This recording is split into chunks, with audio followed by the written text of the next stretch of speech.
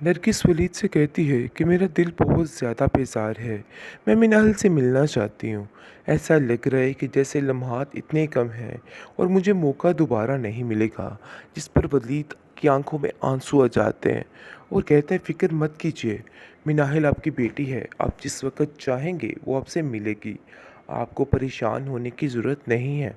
मैं उसको भी बुला लेता हूँ और आपको बिल्कुल भी टेंशन नहीं लेनी। जिस पर वो माजिदा को कॉल करता है और कहता है कि आप लोग इधर आ सकते हैं। जिस पर वो कहती है कि अरे भाई हमारे घर में तो खुद इतनी बड़ी टेंशन बनी है, मुझे तो खुद कुछ समझ नहीं आ रही। लेकिन जी आप देखेंगे कि वलीद माजिदा को कहता है तो मुझे बस एक काम कर दीजिए, एक हमारे ऊपर फेवर कर दीजिए, क्योंकि मेरी माँ मिनाहिल को बहुत ज़्यादा याद कर रही है और बार बार उसका नाम पुकार रही है। मैं चाहता हूँ कि कुछ दिन के लिए मिनाहिल हमारे घर में ही रहे, मेरी अम्मी के पास। जिसको सुनकर माजिदा कहती है कि अरे भाई कैसी बातें कर रहे हो तुम, आखिर घर का सिस्टम कैसे चलेगा। लेकिन जी आप देखेंगे कि वो कहता है कि आपको जैसे तैसे करके घर का सिस्टम चलाना ही होगा। अब मेरी माँ की आखिरी ख्वाहिश समझकर इस चीज़ को मान लीजिए। जिस पर माजिदा खामोश हो जाएगी, क्योंकि माजिदा नहायत चालाक और शातिर औरत है और वो अपने मकसद की खातिर कुछ भी करने को तैयार हो जाती है। उसको कुछ समझ नहीं आती है कि उसने क्या करना है और क्या नहीं, लेकिन फिर भी टपक पड़ती है हर काम में मिनाहिल के और कहती है कि मिनाहिल तुम्हें मैं कभी खुश नहीं रहने दूंगी। तुम क्या समझ रही हो कि तुम्हारी ज़िंदगी में सुकून होगा? ये सुकून नामी चीज़ तुम्हारी ज़िंदगी में मैं हमेशा हमेशा के लिए ख़त्म करना चाहती हूँ और इस चीज़ को जितनी जल्दी हो सके समझ जाओ, क्योंकि इन बातों को समझना तुम्हारे लिए बेहद ज़रूरी हो चुका है और ये बातें बहुत ज़रूरी हैं। लेकिन जी आप देखेंगे कि मिनाहिल का दिल बहुत बुरा हो रहा है, क्योंकि जैसे जैसे वक्त गुजर रहा है नरगिस की तबीयत काफ़ी ख़राब हो घर रही से है। बाहर निकाल दिया है। जिस पर माजदा कहती है कि अरे भाई उसकी इतनी हिम्मत कि वो तुम्हें धिक्के देकर इस घर से बाहर निकाले। तुमने अपने लिए कुछ भी नहीं बोला, कोई तो बोलता तुम कुछ, यानी कि कुछ तो तुम अपने लिए कर पाते।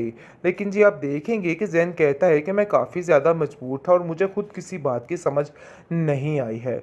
मिनाहिल घर के माहौल की वजह से काफ़ी परेशान हो चुकी है, क्योंकि माजदा का जहन था कि हर किस्म का बर्डन मिनाहिल पर ही डाला जाएगा, लेकिन उसने भी कोरा जवाब देके हर चीज़ को ख़त्म कर दिया। दूसरी तरफ वलीद काफ़ी परेशान अपनी माँ के लिए है। उसकी माँ की तबीयत दिन ब दिन काफ़ी ख़राब होती जा रही है और दिन ब दिन चक्कर खा के नीचे गिर रही है, जिसकी वजह से घर में काफ़ी ज़्यादा परेशानी बनी हुई है। लेकिन वलीद अपनी माँ को यकीन दिलाता है कि माँ जी आप परेशान मत होइए, आप बहुत जल्द ठीक हो जाओगी और अपने पैरों पे खड़ी हो जाएंगी।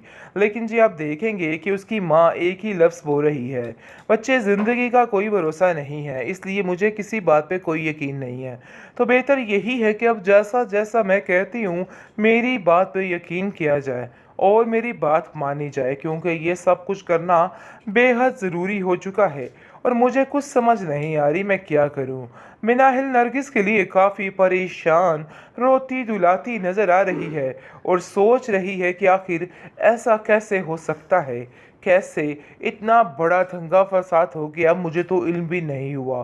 क्योंकि वो जानती है कि इस वक्त उन लोगों को मिनाहिल की सख्त किस्म की ज़रूरत है, क्योंकि जिस तरह मुश्किल वक्त में उन लोगों ने साथ दिया था इन लोगों का, अब इन लोगों का भी फ़र्ज़ बनता है कि ये जाकर उन लोगों का साथ दें और हर चीज़ दिल से निकाल कर उन लोगों की तरफ ही रहें। लेकिन जी आप देखेंगे कि नरगिस काफ़ी परेशान है और कहती है कि मिनाहिल तुम मुझे काफ़ी परेशान लग रही हो, मुझे सच सच बताओ कि आखिर हुआ क्या है और असल माजरा है क्या। आखिरकार हनान तरले मिन्नत करके उस घर में पहुंच ही गया है, जो उसकी पहुंच से बहुत दूर था। लेकिन आते ही तैयार हो जाती है माजदा और साथ साथ बिनाहिल को तैयार करती है और कहती है कि ज़ारा का शोहर आने वाला है और अब वो यहीं रहेगा, तो इसलिए ज़रा उसकी खातर मदारत करनी है और उसमें कमी ना की जाए। जिस पर माजदा को साफ साफ कोरा जवाब मिनाहिल दे देगी और कहेगी कि अगर आप ये उम्मीद मेरे से रख रही हैं तो बिल्कुल मत कीजिए।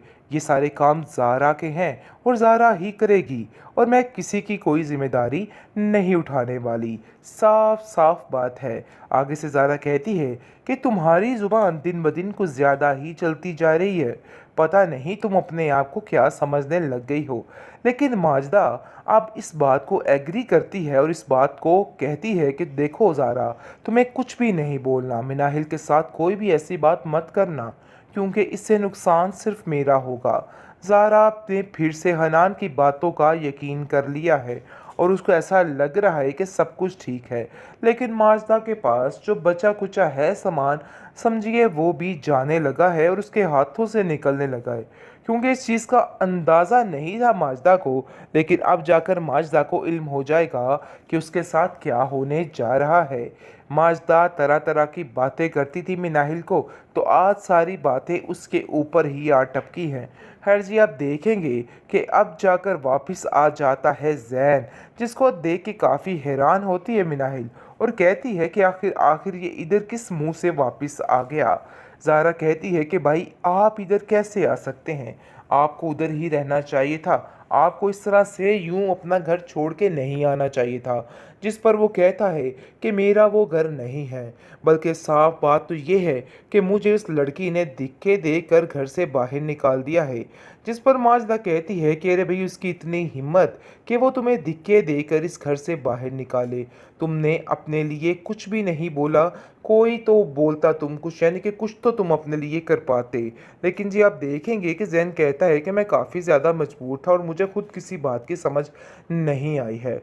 मिनाहिल घर के माहौल की वजह से काफ़ी परेशान हो चुकी है, क्योंकि माजदा का जहन था कि हर किस्म का बर्डन मिनाहिल पर ही डाला जाएगा, लेकिन उससे भी कोरा जवाब देके हर चीज़ को ख़त्म कर दिया। दूसरी तरफ वलीद काफ़ी परेशान अपनी माँ के लिए है। उसकी माँ की तबीयत दिन ब दिन काफ़ी ख़राब होती जा रही है और दिन ब दिन चक्कर खा के नीचे गिर रही है, जिसकी वजह से घर में काफ़ी ज़्यादा परेशानी बनी हुई है। लेकिन वलीद अपनी माँ को यकीन दिलाता है कि माँ जी, आप परेशान मत होइए, आप बहुत जल्द ठीक हो जाओगी और अपने पैरों पे खड़ी हो जाएंगी। लेकिन जी, आप देखेंगे कि उसकी माँ एक ही लफ्ज़ बोल रही है, बच्चे, ज़िंदगी का कोई भरोसा नहीं है, इसलिए मुझे किसी बात पे कोई यकीन नहीं है। तो बेहतर यही है कि अब जैसा जैसा मैं कहती हूँ, मेरी बात पे यकीन किया जाए और मेरी बात मानी जाए, क्योंकि ये सब कुछ करना बेहद ज़रूरी हो चुका है और मुझे कुछ समझ नहीं आ रही मैं क्या करूं। मिनाहिल नरगिस के लिए काफ़ी परेशान रोती दुलाती नज़र आ रही है और सोच रही है कि आखिर ऐसा कैसे हो सकता है, कैसे इतना बड़ा दंगा फसाद हो गया, मुझे तो इल्म भी नहीं हुआ। क्योंकि वो जानती है कि इस वक्त उन लोगों को मिनाहिल की सख्त किस्म की ज़रूरत है, क्योंकि जिस तरह मुश्किल वक्त में उन लोगों ने साथ दिया था इन लोगों का, अब इन लोगों का भी फ़र्ज़ बनता है कि ये जाकर उन लोगों का साथ दें और हर चीज़ दिल से निकाल कर उन लोगों की तरफ ही रहें। लेकिन जी, आप देखेंगे कि नरगिस काफ़ी परेशान है और कहती है कि मिनाहिल, तुम मुझे काफ़ी परेशान लग रही हो, मुझे सच सच बताओ कि आखिर हुआ क्या है।